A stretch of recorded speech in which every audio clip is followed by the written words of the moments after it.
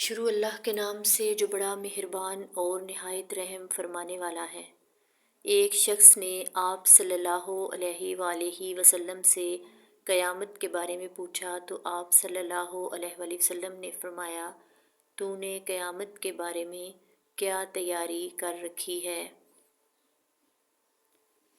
تو وہ کہنے لگا، اے اللہ کے رسول صلی اللہ علیہ وآلہ وسلم، میں نے قیامت کے دن کے لیے بہت زیادہ روزے، نمازیں اور صدقے تو تیار نہیں کر رکھے، مگر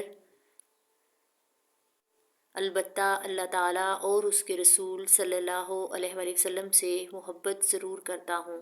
آپ صلی اللہ علیہ وآلہ وسلم نے فرمایا، ترجمہ، تو انہی کے ساتھ ہوگا جن سے تو نے محبت کی ہے۔ حضرت انس رضی اللہ تعالیٰ عنہ فرماتے ہیں کہ ہمیں اسلام لانے کے بعد کسی اور چیز کی اتنی خوشی نہیں ہوئی جتنی آپ صلی اللہ علیہ وآلہ وسلم کے اس فرمان پر ہوئی، مجھے اللہ تعالیٰ، اس کے رسول صلی اللہ علیہ وآلہ وسلم اور حضرت ابوبکر صدیق رضی اللہ تعالیٰ عنہ سے سچی محبت ہے،